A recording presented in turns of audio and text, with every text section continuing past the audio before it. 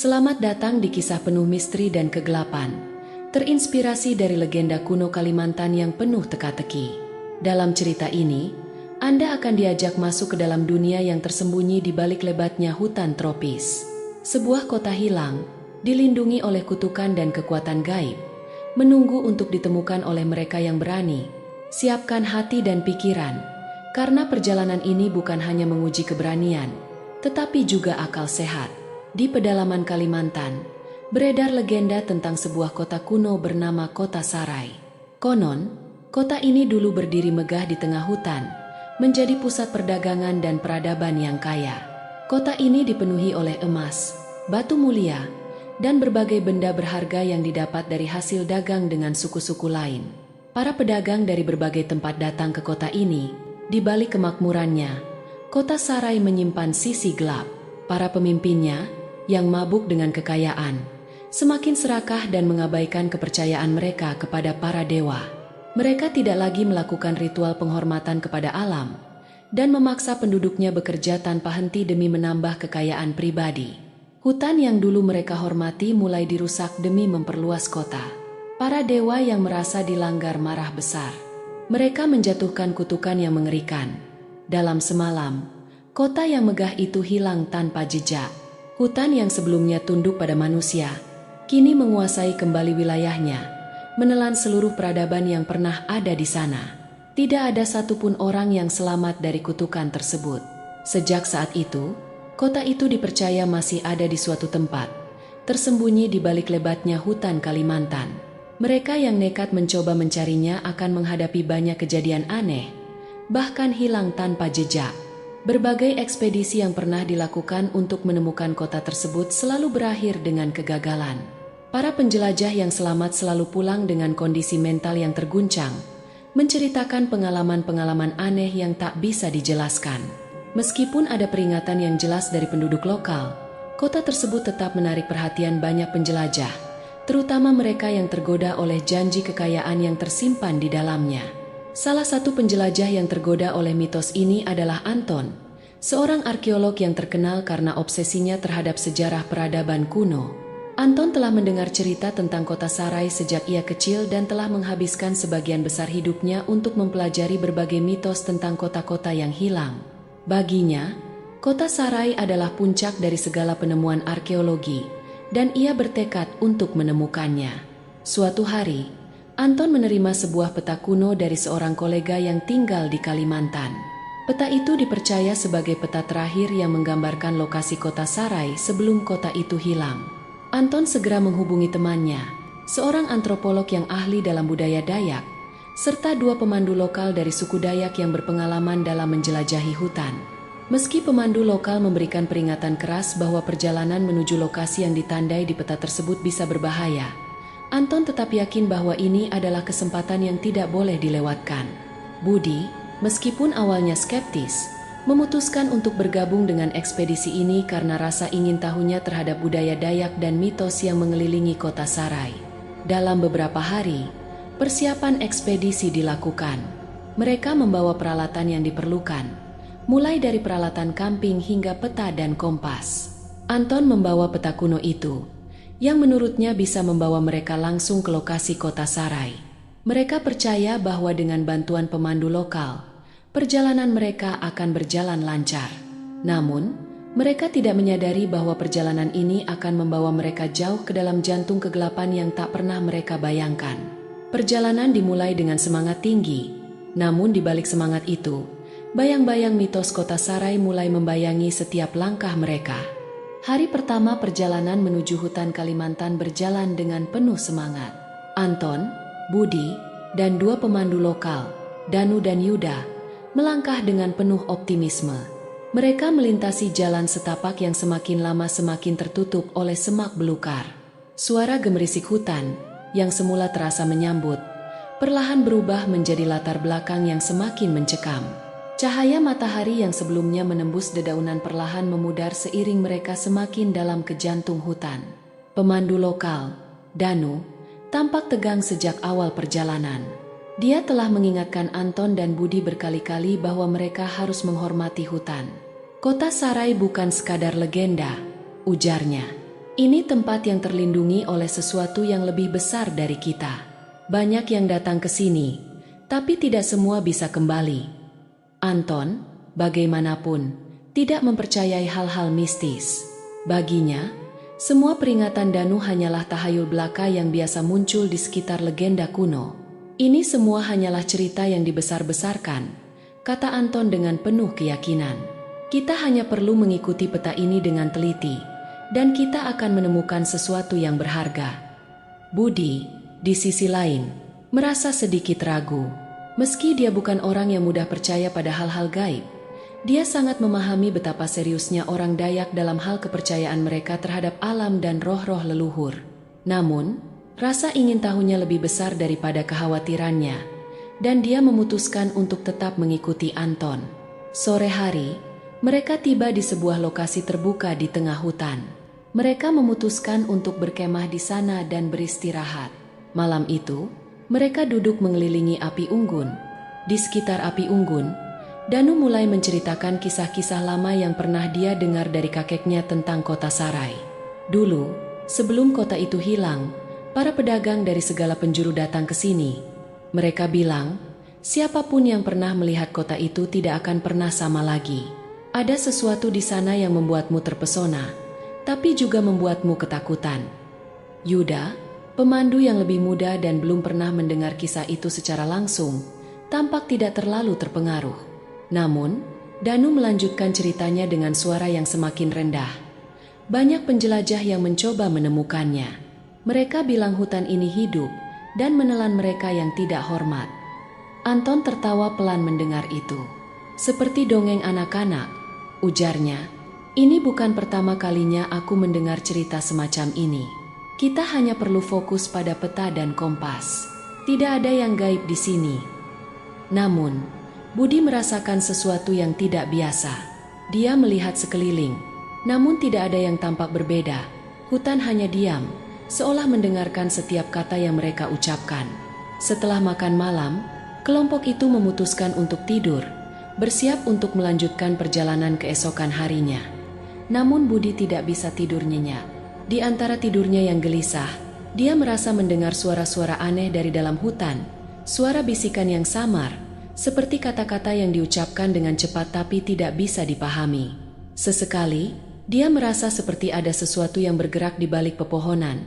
Namun ketika dia membuka matanya, hutan tetap gelap dan sunyi. Saat pagi tiba, suasana tegang mulai menyelimuti kelompok itu. Yuda, yang semalam juga merasakan hal yang sama dengan Budi, mencoba mengabaikannya dan melanjutkan perjalanan. Anton, yang sepenuhnya yakin dengan misinya, tidak terganggu oleh kejadian-kejadian kecil itu. Bagi dia, semua ini hanyalah bagian dari tantangan perjalanan yang harus dihadapi. Ketegangan mulai terasa di antara mereka, terutama saat mereka menyadari bahwa kompas yang mereka bawa menunjukkan arah yang sedikit berbeda dari yang mereka perkirakan. Peta kuno yang Anton pegang juga tampak lebih sulit dibaca daripada sebelumnya, seolah-olah garis-garisnya berubah tempat saat mereka berjalan lebih jauh. Tapi Anton tetap yakin, menyalahkan kelelahan fisik dan mental sebagai penyebab semua kegelisahan itu. Setelah seharian penuh berjalan melewati medan yang semakin sulit, mereka akhirnya mencapai sebuah sungai kecil yang menandakan bahwa mereka semakin dekat dengan tujuan mereka. Danu dan Yuda tampak lebih cemas daripada sebelumnya. Mereka mulai berbisik satu sama lain dalam bahasa Dayak, dan meskipun Anton tidak mengerti, Budi tahu bahwa mereka mulai merasakan sesuatu yang tidak beres. Meskipun ada kekhawatiran yang semakin besar, Anton tetap bersikeras untuk melanjutkan perjalanan. Kita sudah terlalu jauh untuk kembali sekarang, katanya tegas. Kita hanya butuh sedikit lagi. Di balik kata-kata penuh keyakinan itu, hutan tampaknya menyimpan rahasia yang lebih besar. Hari ketiga dimulai dengan langit yang tertutup awan gelap. Seolah-olah hutan Kalimantan itu sendiri sedang bersiap untuk menunjukkan wajah lain yang lebih menyeramkan. Anton memimpin perjalanan seperti biasa. Semakin jauh mereka berjalan, semakin dalam perasaan bahwa ada sesuatu yang salah di hutan ini. Danu, yang sejak awal perjalanan sudah tampak resah, mulai berdoa dalam bahasa Dayak. Dia tampak waspada, seakan mengantisipasi sesuatu yang buruk akan terjadi.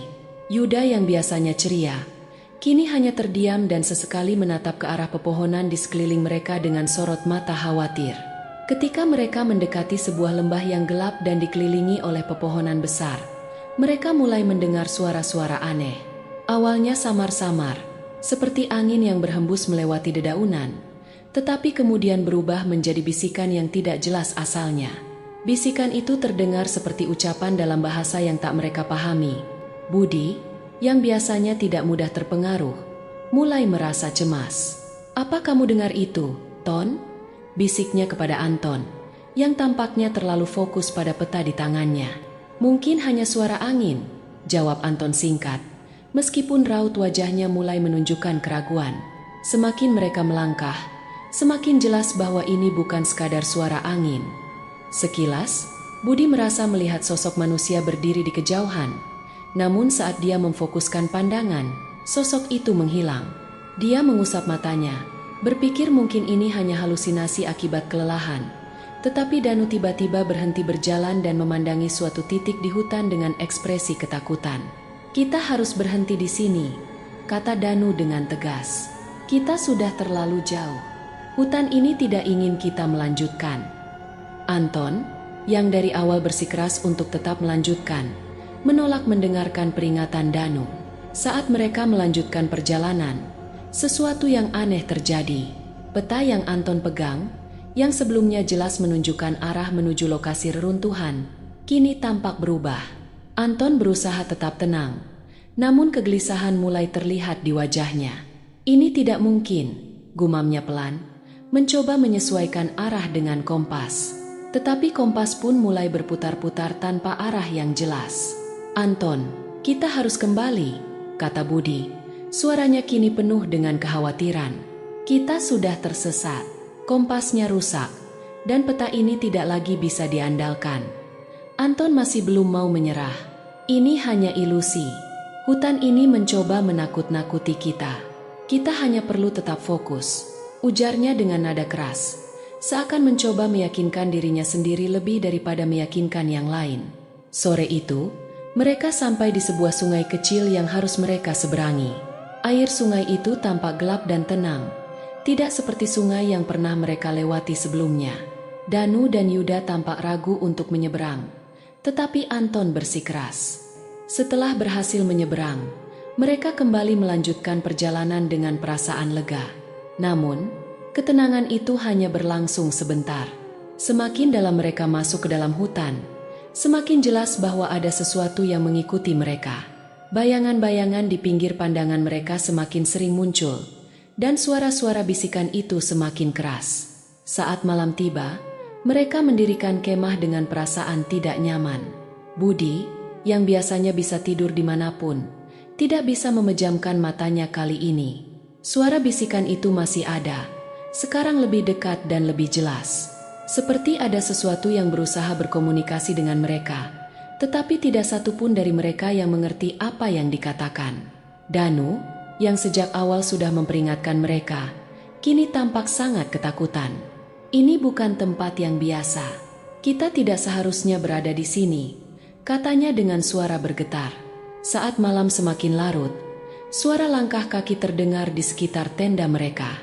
Budi meraih senter dan menyorotkan cahayanya ke arah suara, tetapi yang dia lihat hanyalah kegelapan. Mereka saling bertukar pandang, tidak ada yang berani berbicara. Dan ketika Budi menyorotkan senter sekali lagi, dia melihat sesuatu yang membuat jantungnya berhenti. Di antara pepohonan, tampak bayangan besar yang berdiri diam, mengawasi mereka.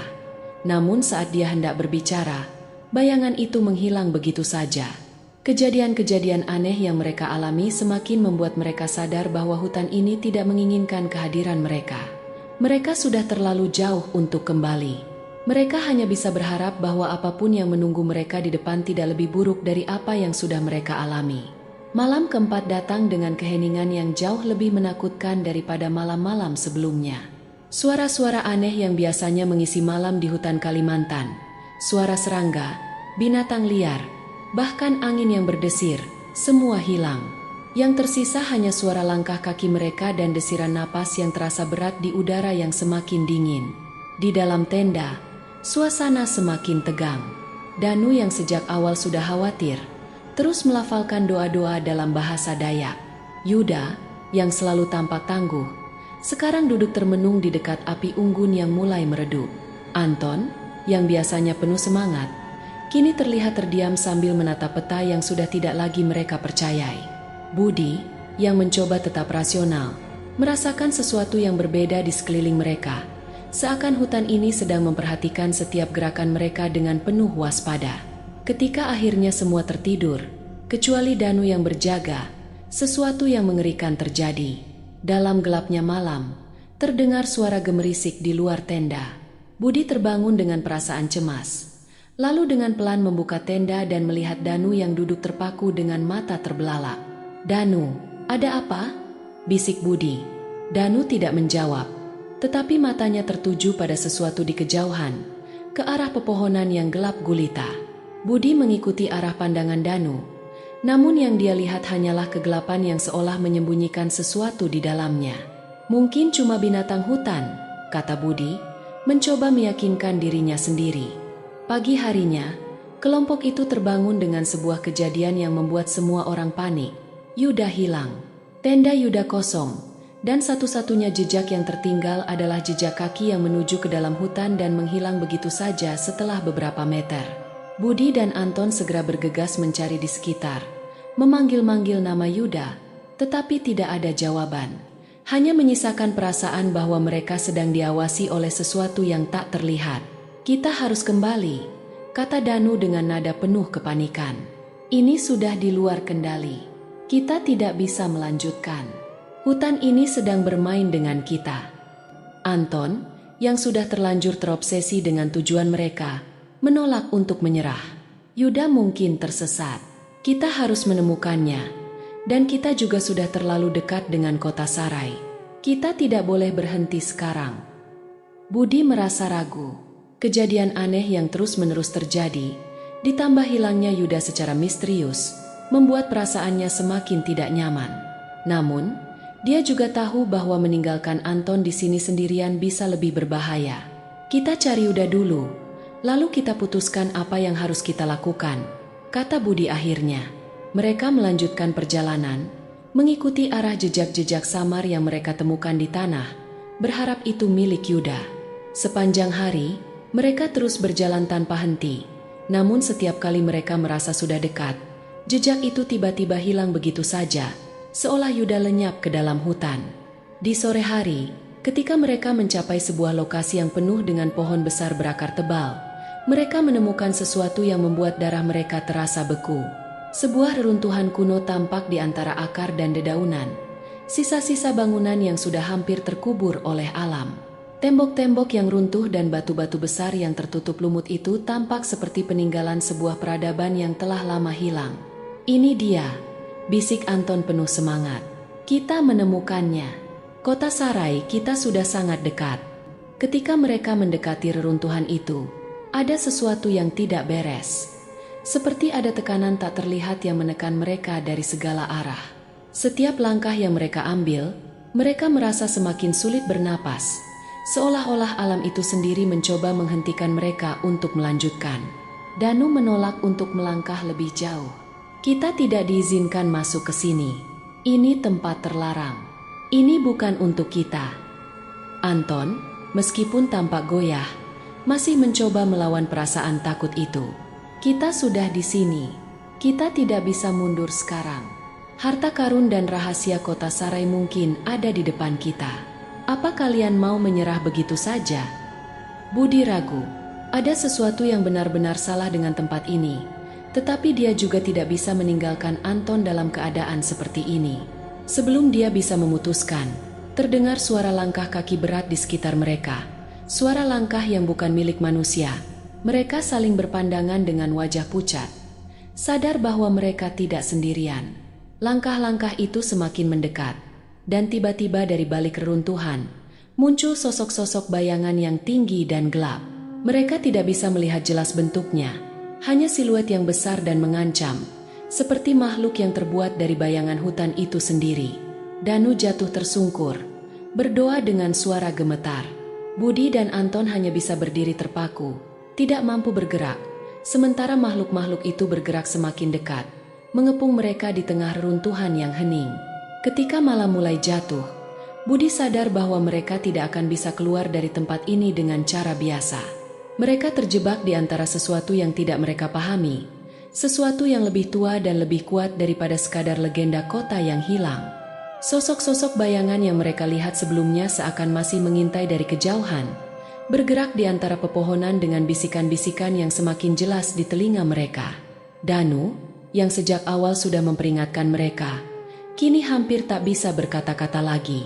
Wajahnya pucat, dan dia terus-menerus berdoa dalam bahasa Dayak, seolah-olah hanya itu yang bisa melindungi mereka dari sesuatu yang tak kasat mata.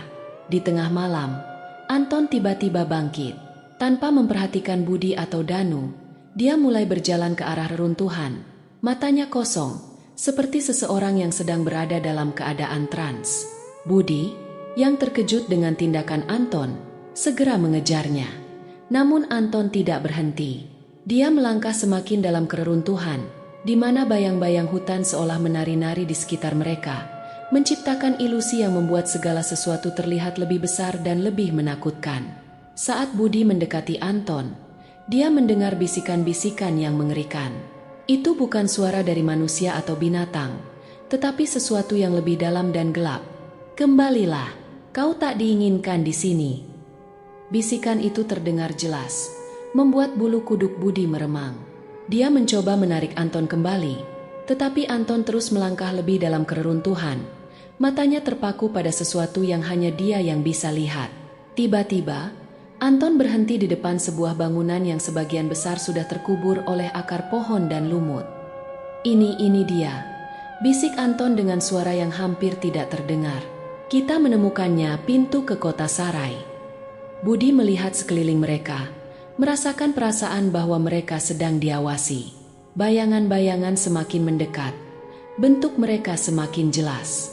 Mereka bukanlah manusia, bukan pula hewan, melainkan sosok-sosok gaib yang muncul dari kegelapan, menjaga reruntuhan ini dengan penuh kebencian. Anton mengangkat tangannya, seolah-olah dia mencoba menyentuh pintu gaib yang hanya bisa dia lihat. Tetapi sebelum Anton bisa melangkah lebih jauh, sesuatu yang tidak terduga terjadi. Tiba-tiba, tanah di bawah kaki mereka bergetar, seolah ada sesuatu yang bergerak di bawah bumi. Bayangan-bayangan itu semakin mendekat. Kini tampak jelas sebagai sosok-sosok besar dengan wajah-wajah yang terdistorsi oleh kemarahan. Mereka bergerak tanpa suara, tapi kehadiran mereka begitu menakutkan hingga Budi merasa sulit untuk bernapas. "Anton, hentikan!" teriak Budi, berusaha menyadarkan sahabatnya. Tapi Anton tidak mendengarkan. Dia terlalu terobsesi dengan tujuannya, dengan keinginan untuk menemukan rahasia yang tersembunyi selama berabad-abad. Dia menatap pintu yang terlihat hanya oleh matanya, seolah-olah segala kekayaan dan keajaiban kota Sarai ada di baliknya.